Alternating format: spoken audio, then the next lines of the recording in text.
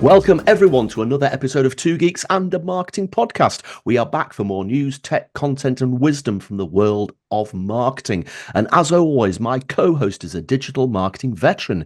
He's a speaker, trainer and advisor with nearly 3 decades of experience who enjoys revealing visual storytelling techniques to help you build better online campaigns faster. I give you Monsieur Pascal Fintoni.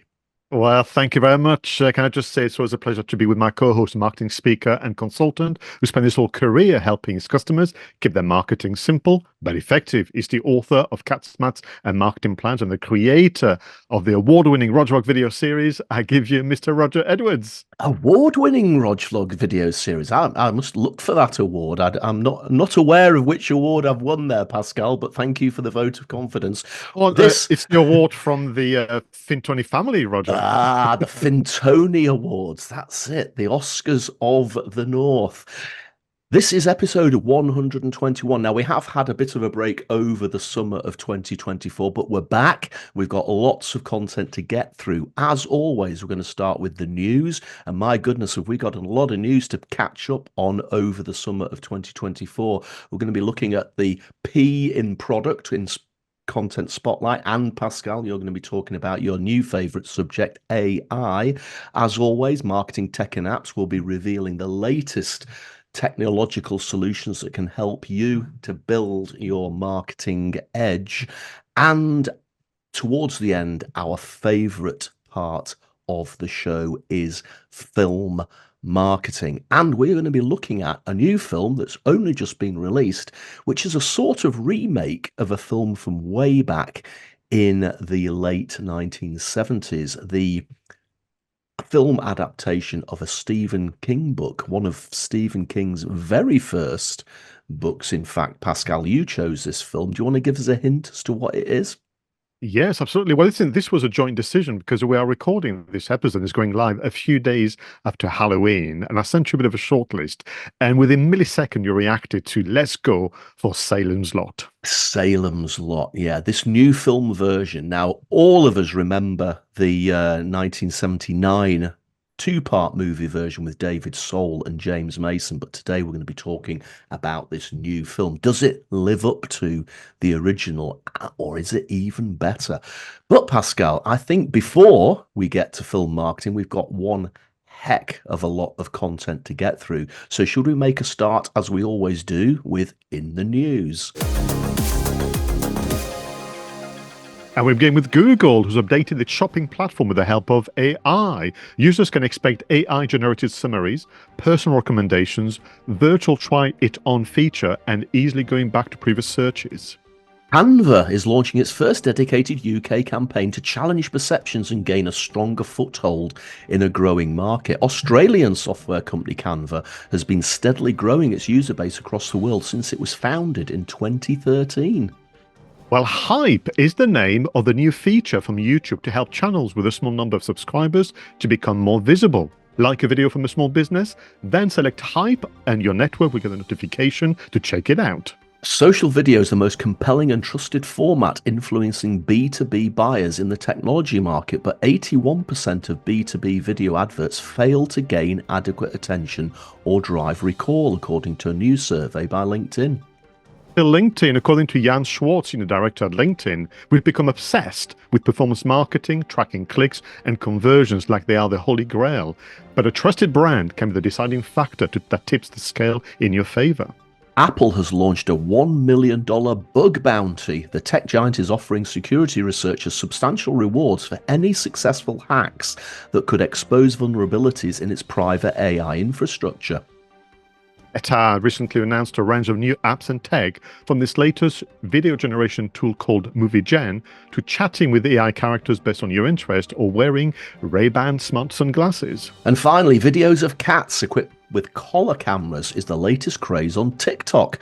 Thanks to camera stabilization technology, users have been following the adventures of Mr. Kitters and Maxwell the Bully Cat, sponsored by Insta360. Well, of course, videos of cats is right up my street there, Pascal. Obviously, we, Mrs. E and I are major cat lovers. We've always had cats in our house. I remember the I'm sure there was a BBC or was it a Channel 4 series where they actually put cameras on cats to see where they used to go at night. And it was absolutely fascinating because especially male cats can actually wander for miles and miles and miles.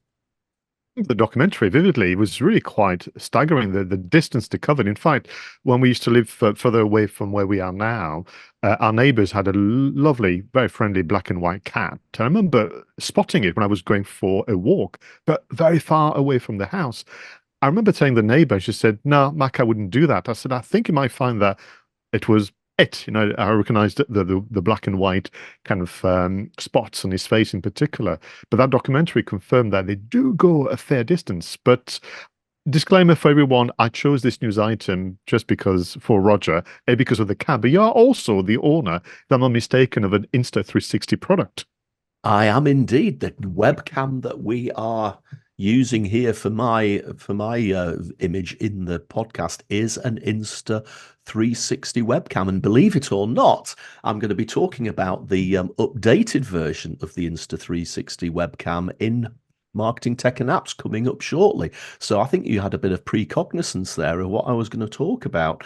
But yeah, I mean, TikTok, let's face it. I can remember having a laugh at some comment that somebody made that if you actually put your smartphone in your hand and look at it, you have there in the palm of your hand got the entire knowledge of the entire history of the human race in the palm of your hand. And what do we use it for? Making cat videos. There you go. So a little bit more serious, Pascal. You talked about Hype, this new feature from YouTube, which is which aims to help small channels grow faster. Now, I have to say, I've not seen this yet. I don't think I have it on my own channel, but what it does is it allows people to, it's almost like a super like, I think.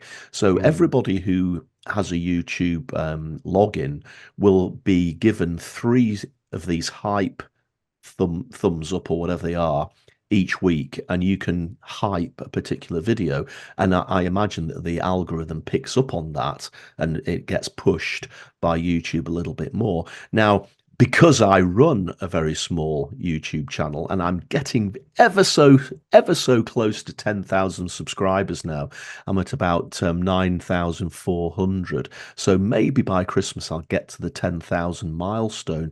But it's very, very slow, and I cannot say that I understand the YouTube algorithm. I do all the things that you're supposed to do. I think the quality of my videos is pretty good, but sometimes you think this is a great video. I'll put it out there, and what happens? Hardly any views. And then another week, I might not be feeling particularly good about a video, and I put it up and bang, 50,000 views. And I just don't understand how YouTube does its magic in the background. So I think that the hype thing is pretty good for small channels like myself, because I imagine that what you can do is you can ask your buddies to give you the hype thumbs up, and that will give you a bit of a boost in the YouTube algorithm.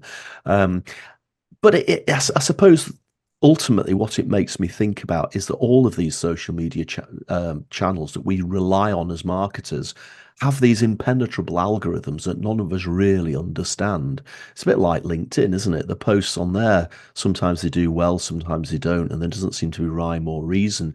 Maybe instead of introducing these things like hype, maybe they should just tell us a little bit more about how the algorithm actually works so that we can understand what it wants. I think for me, what's interesting is clearly YouTube, by extension Google, by extension Alphabet, spotted a problem. I mean, it's one that we've been mentioning for a long time, because for some businesses, it's quite the right thing for them to have a small number of subscribers because it's a niche product, because of the way in which they do their sales strategy, and to be penalized because of that strange league table that comes in. I did welcome, for example, elements where Meta said we're going to remove likes and kind of that count that comes with it as well.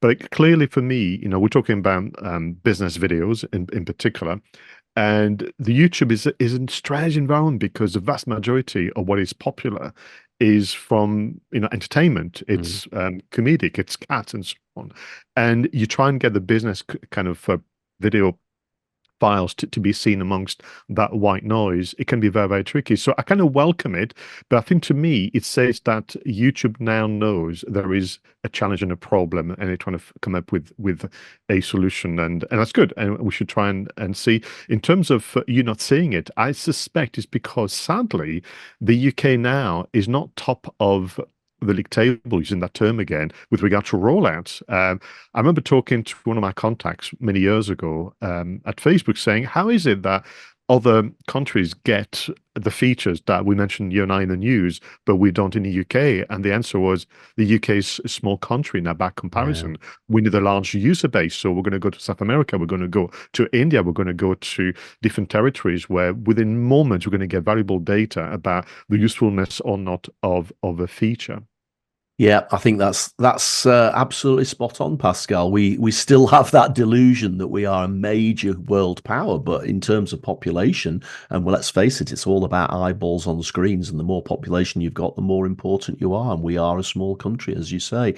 The final thing that I wanted to talk about is Canva. Now, this was a bit of a shock when I read this one, because I hadn't realized they were an Australian company. I just assumed that they were American, as you do. Secondly, it staggers me that they've been around since 2013, and I think I was one of the first people that I know of to use Canva. I was certainly using it for my podcast in 2014, so I think I must have been there quite early on. But the fact is, again, coming to what you've just been saying there, they are about to launch their first dedicated UK campaign to promote themselves. Now, of course, you and I know about Canva, and in our circles as content creators, Canva is one of the major pieces of software that more or less everybody uses. But this just goes to show that outside of our little bubble, a lot of people have no idea what Canva is. Hence, finally, they're going to get round to promoting it to the UK population. And again, maybe it's taken them a while to get round to it because our market isn't as big as some others in the world. But I just thought it was quite staggering that they've been around for 10 years and it's only now that they've decided to start promoting it here. We see a lot of that with other brands where it's almost as though they feel they've exhausted all the channels of communication, primarily digital and word of mouth, that they want to almost go, or could be coined, traditional marketing. But I saw the Canva advert recently on TV, and I expressed surprise to my wife Denise, but she said, well, that was an impressive advert because I didn't know you could do all of that with Canva. And I think maybe part of it is that people will have some understanding of what the platform can do, but they've had many updates and upgrades over the last 2-3 years, particularly with AI. And it is maybe part of the challenge with marketing is when your offer is very rich in features and very rich in use cases and so on, actually, it makes it for a very difficult message to get out there. And I do wonder as well whether Canva suffers from legacy where it started life really as this idea of the easy to use design hack of sort. And it's better than that. I mean, some of the business templates they have, literally you could put together some very sizable marketing plans, business proposals and so on. So they become even more business friendly. And I think maybe they've not been able to extract themselves from the early years of use Canva to do essentially design on the cheap. Yeah, I agree. So it'll be interesting to see the effect of this because, as I say, you and I and a lot of people in our community, Canva's just a given. It's there. It's always been there.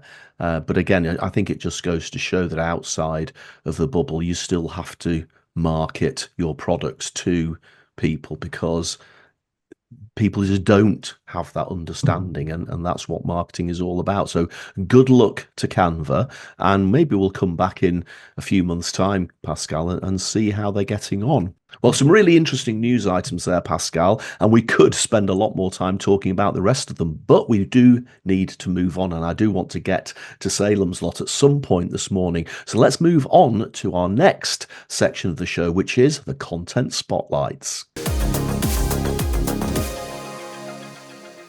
In this section of the show, Pascal and I bring to the table a piece of content. It could be a podcast, could be a video, could be an article from a magazine, and we put it under the spotlight. So, Pascal, what have you got for us this week?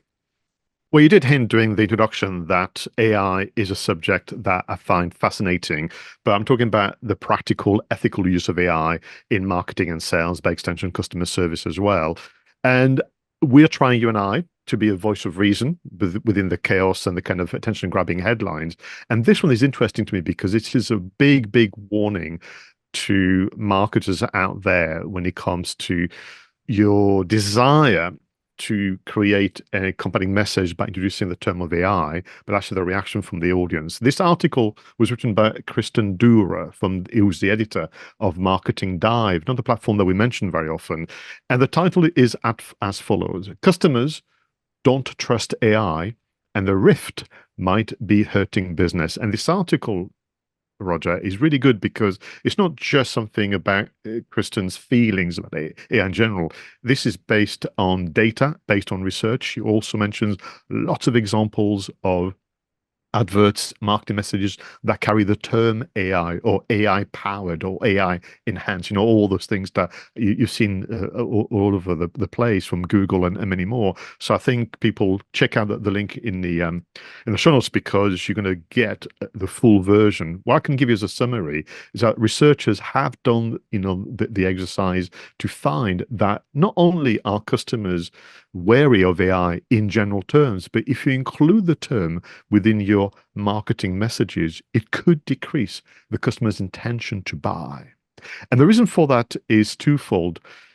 And for me, it's this idea is you can't proceed with marketing a product without understanding what's happening out there in terms of the emotion, in terms of feelings and so on. And sometimes people can be too head down on their keyboard, putting together the campaigns, maybe going back to Jan Schwartz about performance marketing and clicks and that kind of things.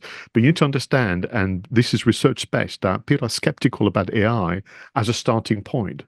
So you've got to really understand that that's the position that you need to kind of weave around your marketing message. So perception number one is that AI for consumers is a threat to ethics and morals. This is the domain of misinformation or disinformation, of copyright infringement, and frankly, what does it mean for society in general? This is what is in people's head a lot more than all the positive that you and I have been mentioning for a while now.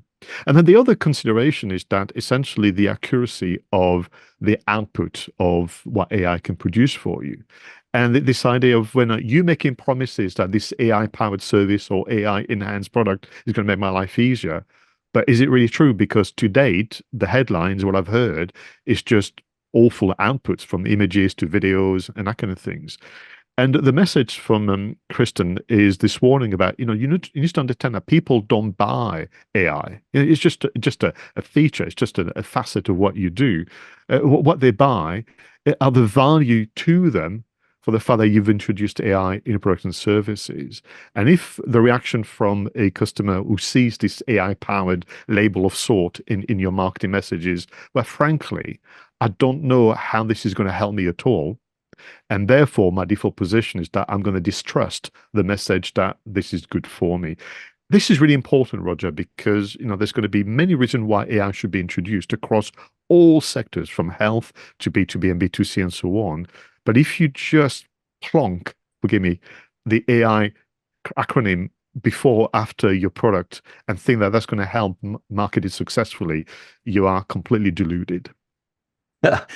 Congratulations on using the word plonk in Two Geeks in the Marketing podcast for the first time. That's one of my favorite words, plonk. I agree with this, and really what you've hit upon here is a big problem that we've always had in marketing right back into time, and that is focusing too much on features rather than benefits. So again, we talk about AI does this and it's got this algorithm and it's got that algorithm and it's got that capability and it can do this at lightning fast speed. And most people aren't interested in that. They want to know how it's going to help them. And I don't think that the techies behind AI are pushing the benefits enough. they're talking too much about the technology and how great it is and what the features of the technology are. And we know that consumers want benefits, and until we start doing that, I think, isn't it the age-old thing? You've got to sell the sizzle. What is the benefit of what they're selling? And until we do that, people will fill in the blanks. And at the moment, they're filling in the blanks with distrust, as you say, and suspicion that there is something dodgy about it. So let's move on from patting ourselves on the back about the features and let's start talking about the benefits. Simple, You're right. isn't And it? thank you very much, Roger. And that reminds me of what you and I would do in our workshops and when we speak at conferences, this idea of you can't just, make a statement of fact. You've got to almost complete the sentence on behalf of the audience with, which means that, almost that, Yeah. that statement. So by all means, we're all going to introduce AI in our workflows and our product design and service design, but which means that, and here are the benefits to you, or otherwise, you could be essentially put into the box of AI washing, and we've had greenwashing only 12 months ago. All right, so my content spotlight this week is another article by Mark Ritson from Marketing Week. Now, you'll probably be thinking, oh, not another article by Mark Ritson, but he does push my buttons sometimes, Pascal. And this article, the title is "Product is the P All Marketers Should Strive to Influence." And I'm sure that as soon as I read that title out, you understood why I chose it, because one of the subjects that we've covered so many times here on Two Geeks and the Marketing podcast is the fact that marketing is not just about promotion. That is one of the 4 P's of marketing. The others are product, price, and place, or distribution, if you want to give it probably a better descriptor. But all we seem to hear about these days is promotion, i.e. advertising, and that creates a problem in many respects, that marketing is seen as synonymous with advertising, when in fact marketing, as we've always said, is about understanding your customers, identifying a need that the customers have, creating a product that meets that need, working out how much to charge for that product, and then distributing it or placing it somewhere that they can buy it, and then using promotion to make sure that they go to that place to buy it. And this article again focuses in on the fact that these days marketing is just seen as advertising, and Mark Ritson is bemoaning that. But the whole thing started where he was invited to judge the top 10 beer adverts of all time. And to make it a little bit more fun, they actually gave them a pint of each of the 10 beers whilst they were watching the adverts. So I think by the time they got to number 1, they'd had quite a lot of beer to drink. So they were going through, and as you would expect, the likes of Heineken were in there, the likes of Guinness were in there, Carlsberg, etc. Over the years, we could probably do an entire episode on beer advertising, and everybody remembers that Guinness advert with the seahorses and the moody black and white advert. It's absolutely iconic. But what the jaw drop moment for Ritson was that when he got to number 2, which was Guinness, and the organisers were pushing them to move on to number 1, he actually sat there holding his pint of Guinness thinking, do you know, that is by far the best drink I've had today. And it made him realise that here we are talking about advertising, but actually what I've got in my hand is the product. And what he says in his article is actually Guinness have done some phenomenal advertising over the decades, but they are always constantly making sure that Guinness tastes the same in everywhere it goes, whether it's in a tin can, whether it's from draft, whether it's in a bottle. They've invested so much technology in making sure that the product is absolutely excellent. And it sort of really brought it back home to him that whilst he was talking about advertising, you can't get away from the fact that product is an important part of marketing. And that's where he starts worrying that once again, marketers are really are being pushed out of all of these areas and effectively are just doing the promotional bit, just doing the advertising bit. And there's a few things I just want to read out from the article. He says, let's be fair, there are very few people who are marketing people who actually run the other P's these days, because marketers are just doing the promotion. and they are the outliers. Most marketers don't aspire to run distribution or product development or pricing. In fact, if you acknowledge the presence of creative and media agencies, they maybe don't even directly produce the promotional P either. But they are representing the customer, and maybe that's where we start to think about turning it round. Another quote is, if you look at business and you look at business schools, you look at actual businesses, when asked what marketing is primarily responsible for within their companies, almost all CMOs nominated brand advertising as the top, but products 26%, pricing 20%, distribution 13%. So it highlights the fact that marketing is these days seen as just the promotional element. And he then starts going off on a little bit of a rant, and there's just two more quotes to make. Whatever the results, it's clear that many marketers, probably most of them, are precluded from involvement in anything other than promotion these days. Most British marketers aren't marketers at all. They work in communications. There's nothing wrong with that, but claiming you are a marketer while exclusively focusing on advertising and digital is a bit like suggesting I'm a chef because I occasionally get pissed with my neighbour Captain Nick and make him a sloppy pizza. And finally, this one made me laugh a lot. We are now paying the price for a discipline that conflates advertising and marketing as the same thing, rather than the former being a single-digit percentage of the latter, i.e. advertising is a small part of marketing.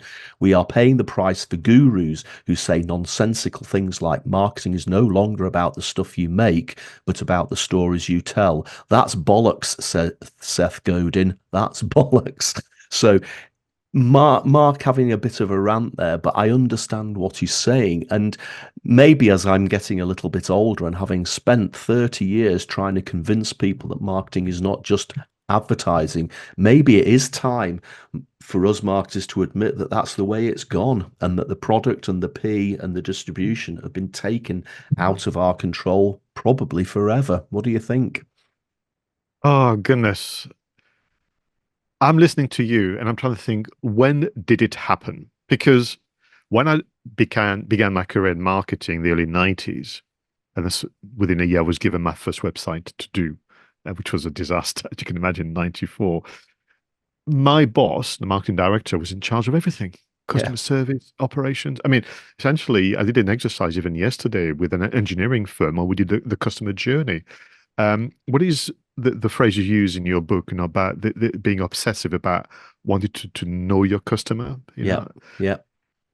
So my reaction, when did it happen? Because it has happened, clearly, because even in conversation, when I talk about my services and I say, people seem surprised I'm interested in the entire customer experience. Sometimes I use very simply the before, the during, and the after.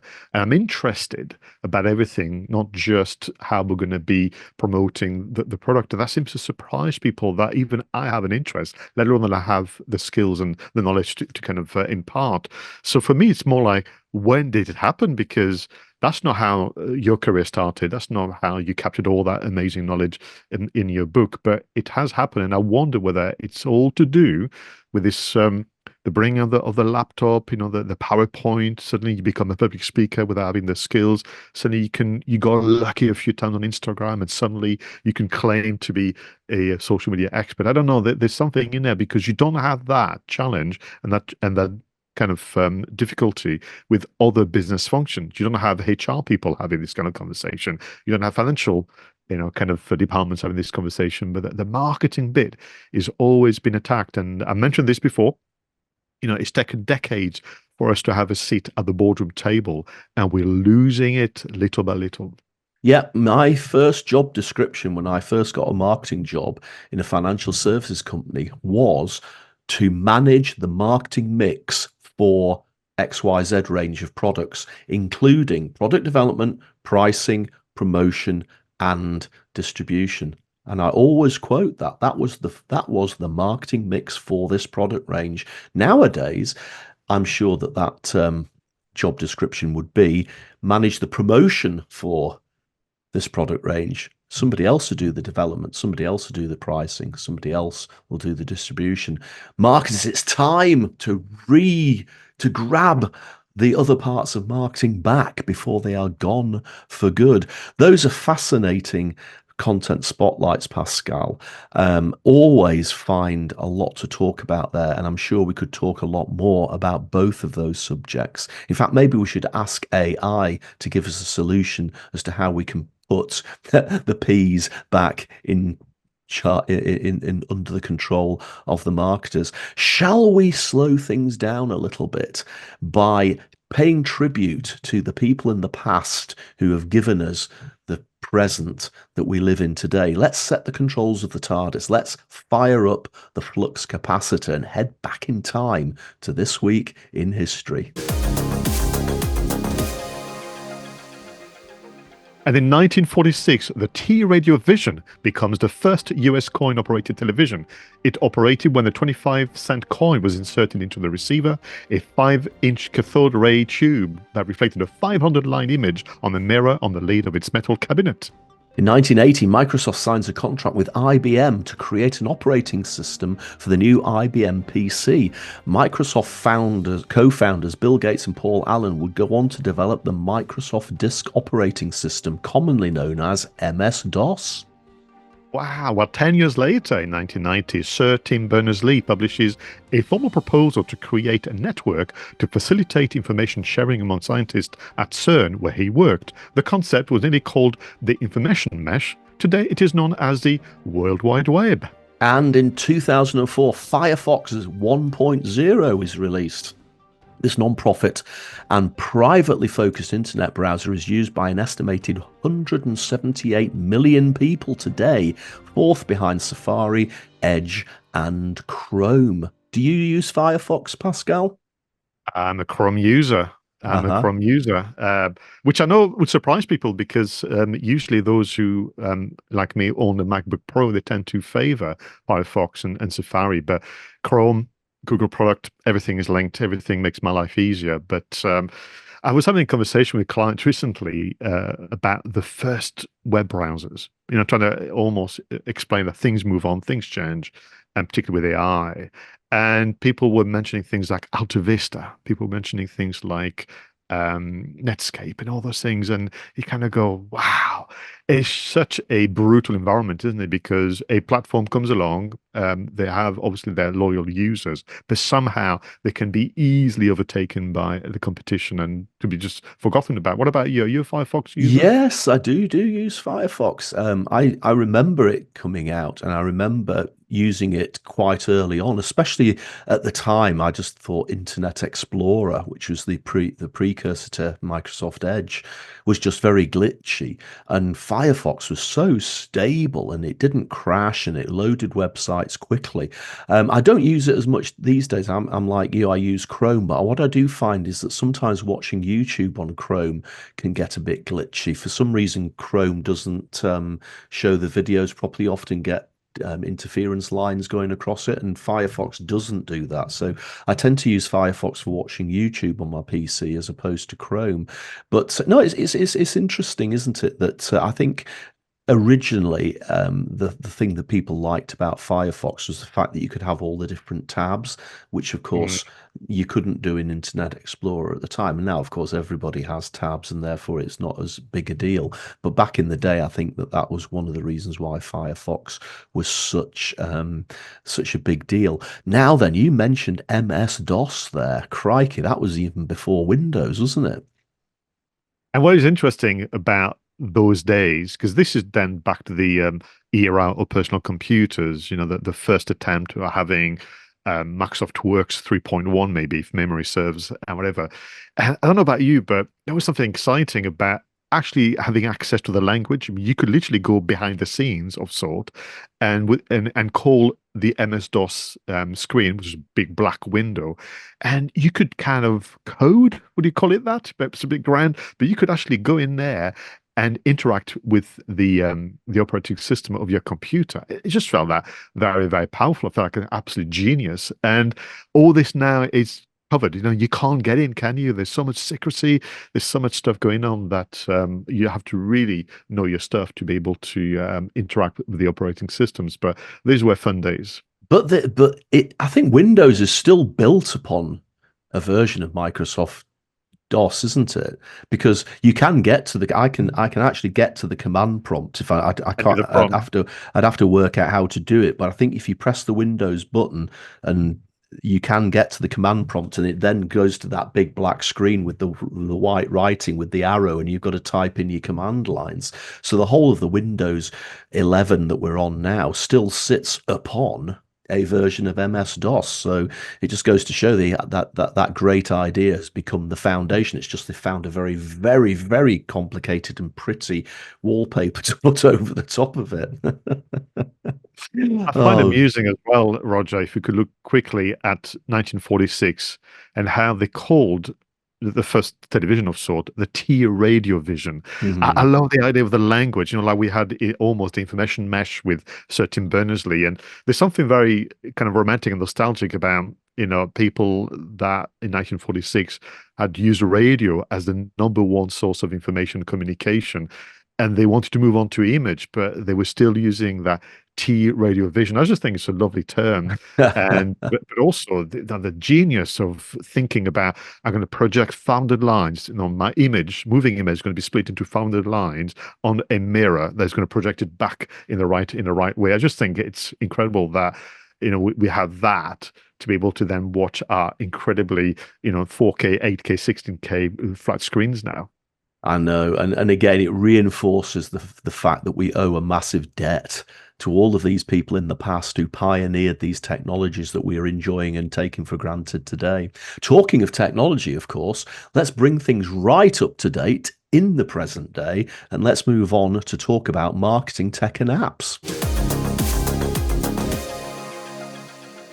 Okay, Pascal, tell me, what technological marvels are you bringing to the table this time?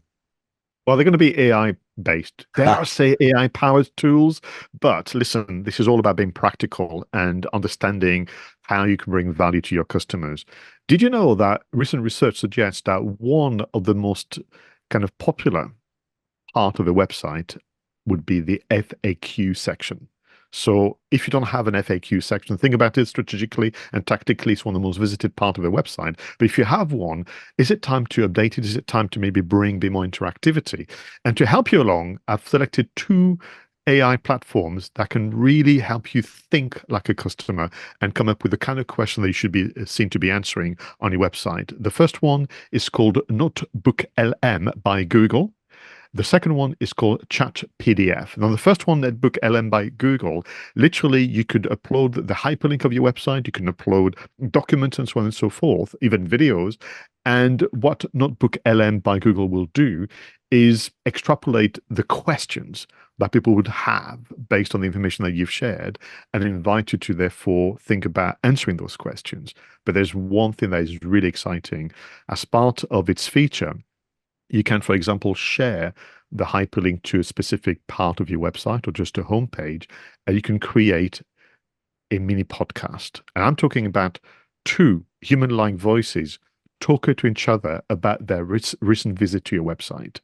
And as you listen to this mini podcast, you're hearing, if you like, the perspectives and the voices of your future customers. And what is interesting about those kind of FAQs and audio summaries, they can show you gaps in the information you've shared on the website. For example, you have a view about what the business should be and what people should remember, and somehow it's getting missed either by the written summaries or by this most incredible audio summaries. I'm talking about two people having a conversation about your business or the information you've shared, not just the kind of monologue we've seen and heard before. So really impressive, and I think it's giving us a clue about where things are going with Google, Gemini, and Jarvis now recently uploaded.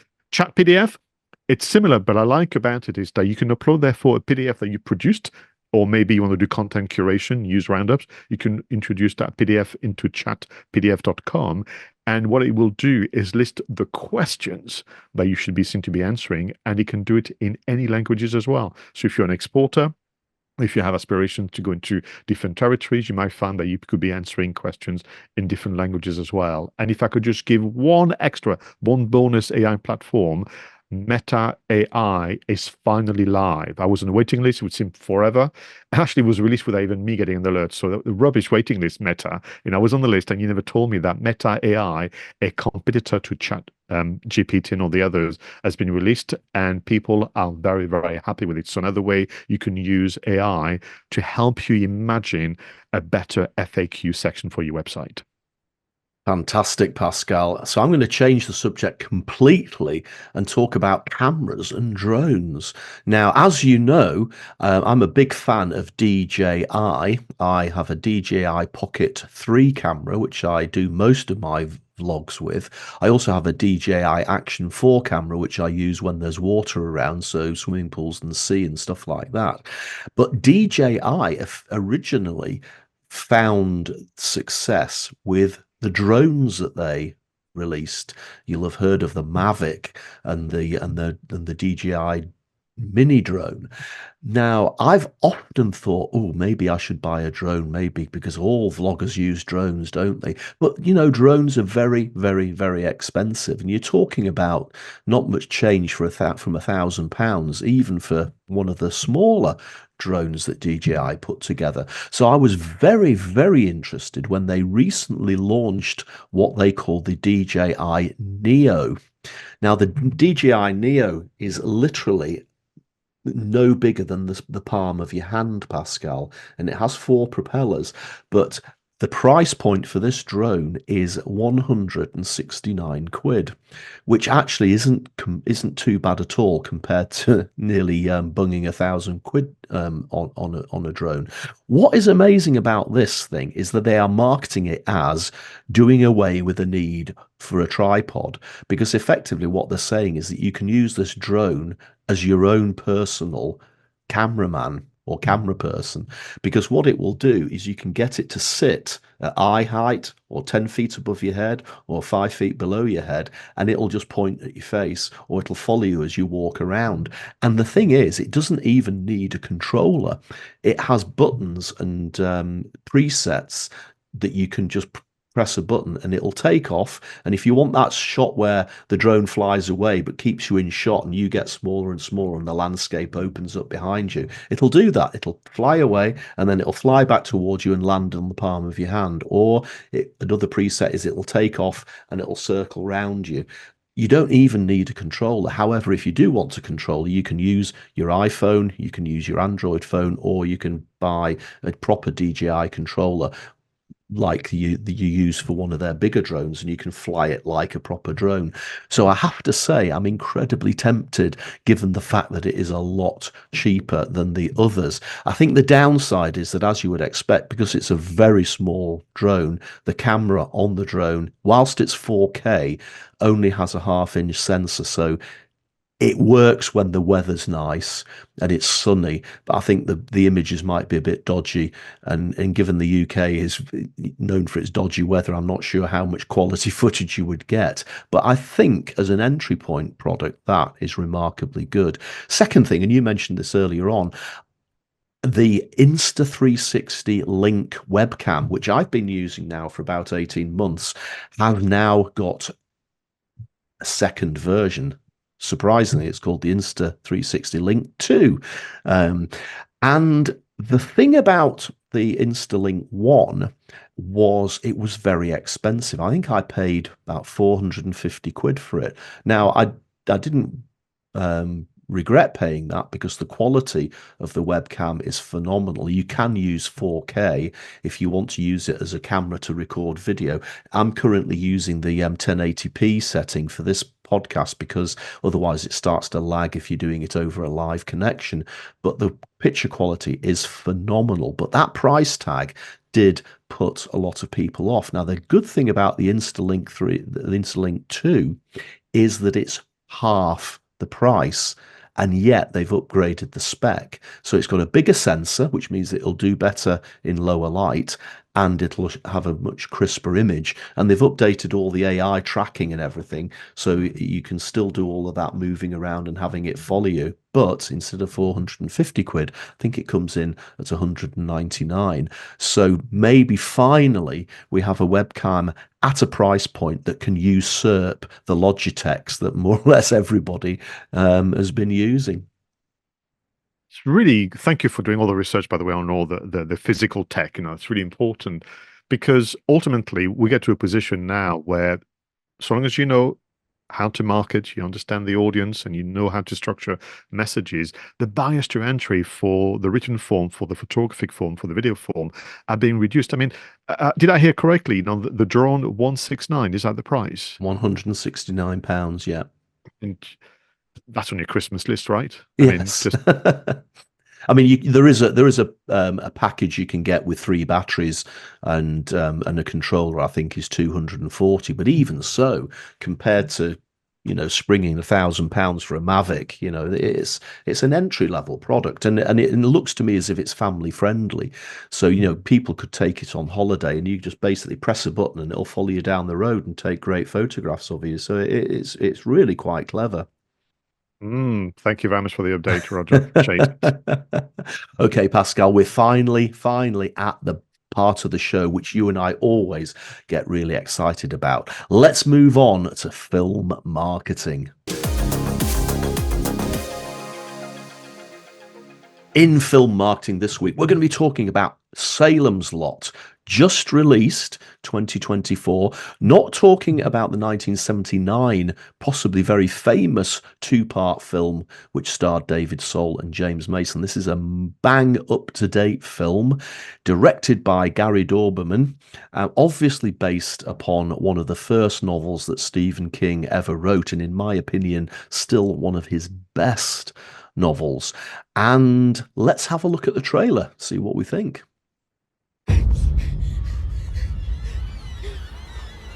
I've always written stories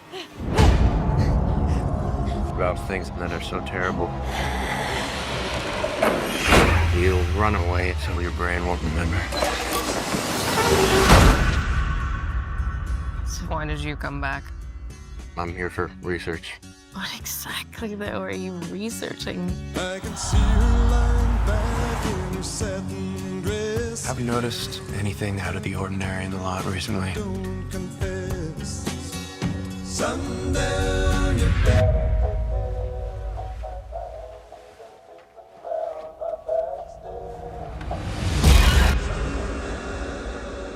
There are some folks who had some kind of unusual experiences.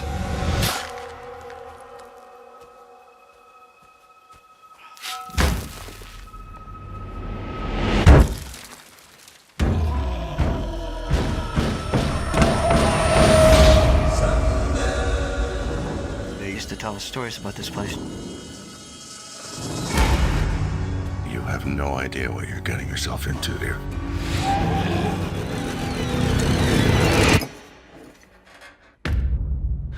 Danny, where are you?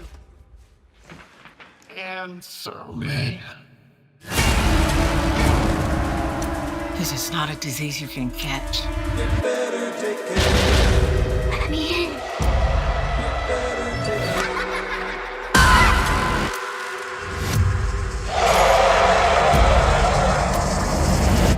If we don't fight back, they'll come for us eventually.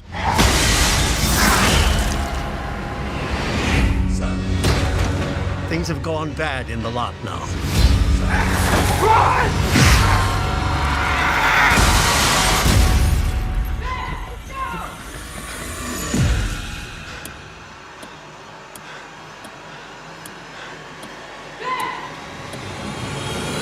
It's not safe!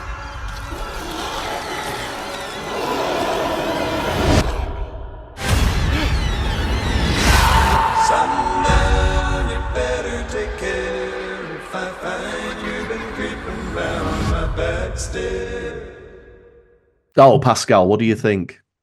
That is a very good trailer. Very good. Now, this is how it's done. Yeah, it's a great trailer, and as a result of that trailer, you definitely do want to go and see it. And things that stood out for me in the trailer is the glowing crosses. I always remember reading Salem's Lot as a kid, and when one of the characters pulls out the cross and holds it up towards the vampire, Stephen King said the room erupted into burning light. And I always remember reading that and having this image in my head. And then when I saw the 1979 film and they held the cross up, nothing happened. I thought, what? That's rubbish. But this one, wow, the lights burn. And as soon as I saw the crosses glowing like that, I thought, wow, I've got to go and see this latest version of Salem's Lot. However, it's probably not as good as the trailer makes out. Do you agree? Yeah, I mean, listen, this is the fourth visit to Salem's Lot. So you mentioned you had the 79 two-part movie with David Soul and James Mason. I saw it in the mid-80s and I was scared senseless. Didn't sleep well for a few nights because the scene that everybody kind of talks about, which is when the kid comes to the window floating, and the way it was filmed, it was just so incredibly scary.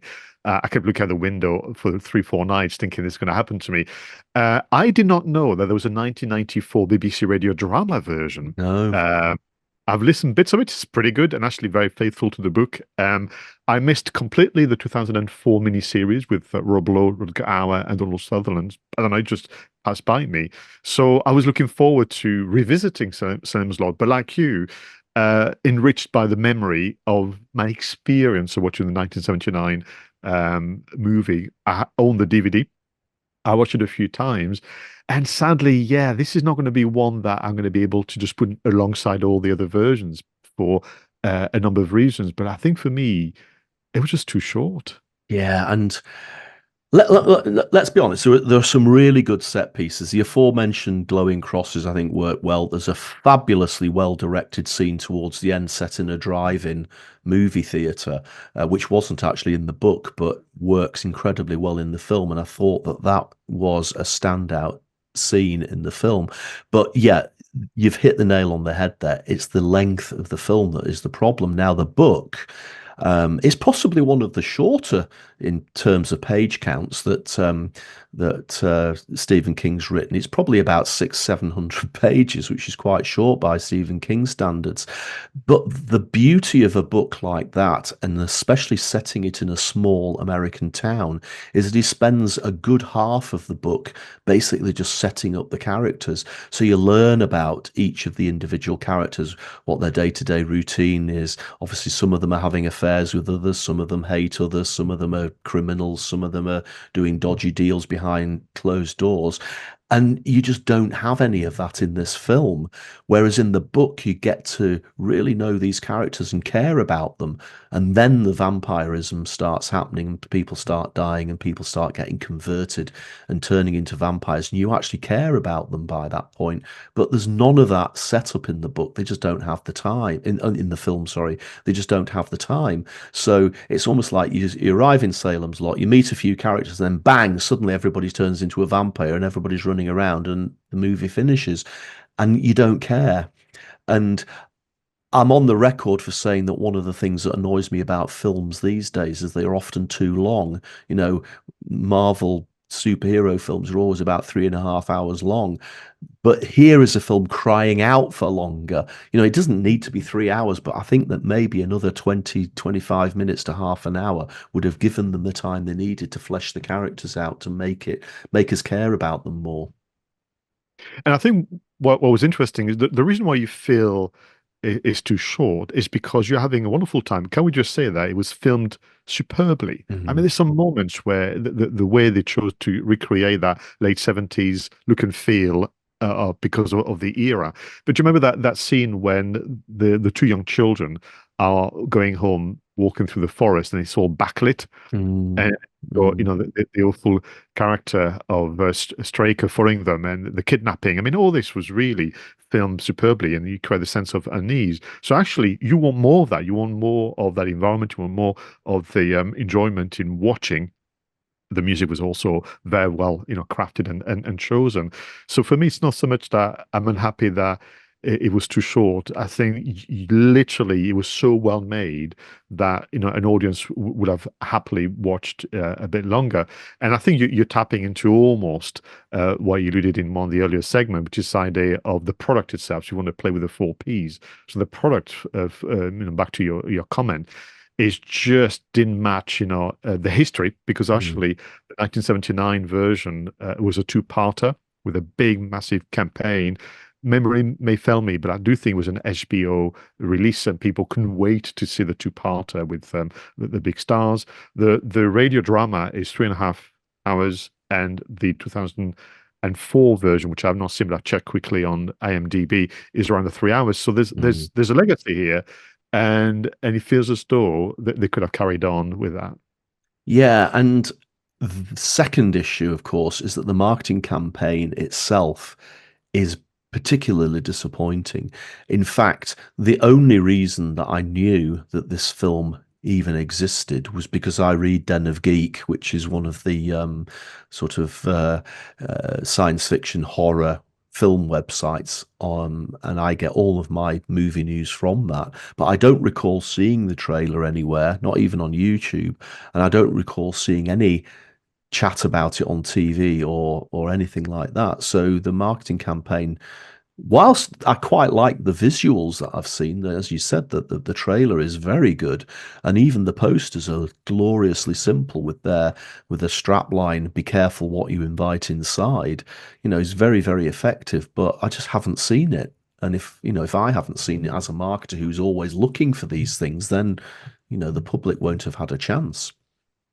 I think what's interesting is, it's back to that, which is, I'm surprised to hear in 2024 that this is a movie that got impacted upon by COVID. I mean, it's just surreal, but here we are, where it was announced in 2019, according to research, then delayed, then filming kind of took place in the latter part of 2021, 22. It's all a bit murky, and then it was left somewhere and not released until October 2024. And actually, we had a bizarre, if we want to use the place element of the marketing mix here, you had a released online on HBO Max called Max, and then theaters in the UK and beyond. But certainly the fans were getting quite impatient because they announced the film in 2019, and it was released in 2024. And I think really, according to fans out there, it took a tweet from Stephen King, one of your favorite book author, on, well, I said a tweet, although it was called X by then,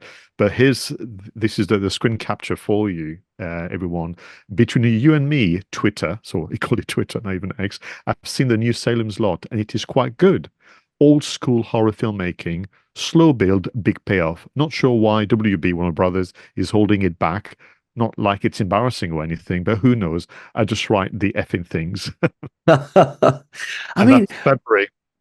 Yeah, I mean, the thing is, if it was shot between 21 and 22, why did they hang on to it for almost 2 years before they released it? Were they embarrassed about it? Did they think it wasn't going to hit home? Did they think that there was some problem with it, that it wasn't very good? Well, why would a studio sit on a film for such a long time?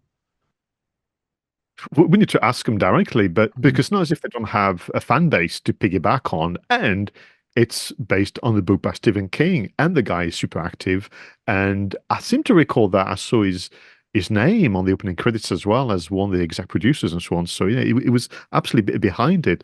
So it's a mystery. But I think what's happened here is maybe what you and I talk about, about waiting for the perfect moment, and then it never happens, because then you're caught out, because you have to either wait for do it now because people are getting impatient, and you could have that weird psychology of, I've waited too long and I'm not interested. But also, according to other film marketing experts, you have the big release, and this one is being marketed extensively, of Nosferatu in December of this year. So you almost can now have to hang on. So, well, do we do it now, but be up against other movies that have had a long run of marketing? Because if you think that the trailer was released in mid-September and the movie released 2-3 weeks later, I mean, even if you're a marketing genius, that's no time whatsoever to build anticipation. They could have really gone to town with this, Pascal. I mean, what comes into my head is that vampire lore through films has been with us since we were kids. I think every single generation of people living today will have their own sort of it's like everybody grows up, has their own Doctor Who. Everybody will have their own vampire reference point. So, for people in the 50s and 60s, you had those Peter Cushing and Christopher Lee vampire films, the Hammer films from the 50s and 60s. In the 70s, you would have had the original Salem's Lot with David Soul and James Mason, as we've been talking about. In the 80s, you would have had Buffy the Vampire Slayer, the original film, and then the TV series. And in the 90s and into the 2000s, you would have had the Twilight series, which was all about vampires as well. So each generation has its own vampire anchor point. Now, what they could have done is they could have compared Salem's Lot to each of those, couldn't they? So here's Salem's Lot compared to Christopher Lee. Here's Salem's Lot compared to the original Salem's Lot. Here's Salem's Lot compared to Buffy. Here's Salem's Lot compared to Twilight. And they could have really brought all the generations in and created a multi-generational sort of excitement for this latest vampire film. But yeah, all they've done is just popped out a quick trailer and a few posters and hope for the best. And I think for me, where there's indication of a rushed job, and I come back to then timing, because I think there was also something else they could have done. So building on what you've just said and described, when you read, for example, what's in a poster, so you've got Salem's Lot, based on Stephen King's terrifying novel, from the creator of the Conjuring universe and a producer of it. You kind of go, who wrote this? It's just bizarre grammar, It's just a bizarre way to try and entice horror fans. I think there's many ways you can do that. The YouTube videos, if you look at the descriptions, it feels to me like a copy and paste of a press release to the trade, but not to the horror fans and to the generation that you've spoken about. And let's actually think about it tactically. So you've got this product, and maybe they should really definitely consider the 3-hour version that we told exists. A director was interviewed recently about it. But this book was written in 1975. So all they had to do was wait 3-4 months, and they could have had a massive anniversary of the release of the book. Yep. Now we're talking to the tune of, you can do the maths, and then suddenly you have a year-long campaign to get people to see the full version of Salem's Lot, celebrating this extraordinary achievement of Stephen King writing his second book of all things, most popular and famous stories, decades ago. So for me, timing is important, and they've blown it twice. Not only did they do a rush job to try and get the Halloween market now, but people are already busy thinking about something else, but they also now blown it for a big, big anniversary. 1975 was a big year the book came out, and they could have piggybacked that. Let's hope that they're listening to this podcast, Pascal, and let's hope that they get the director's cut Blu-ray out in time for the 50th anniversary of the book's release. I think that will be a little bit of compensation for a disappointing marketing campaign for a film which had so much more potential. So, Salem's Lot, great first film for the return of Two Geeks in a Marketing podcast after our summer break. Great suggestion. Always interesting to do a horror film. And I love the fact that you put something on LinkedIn yesterday for Halloween to say, here are all the horror films that we've reviewed here on Two Geeks in a Marketing podcast. And I was sitting there thinking, crikey, have we actually reviewed that many horror films? I was quite shocked by how many horror films there are. And just goes to show, I thought it might have been science fiction which was in the lead, but I think we must like horror films equally as much. Thank you everybody so much for watching or listening to this episode of the show. If there's any film that you'd like us to look at, if there's any tech you'd like us to review, if there's any content out there you'd like us to do a deep dive on, do get in touch with us either on Twitter or X or whatever it's called, or leave us a comment on the YouTube channel. Until the next episode, go out there and make sure that your marketing is done right. I was Roger Edwards and he was Pascal Fintoni.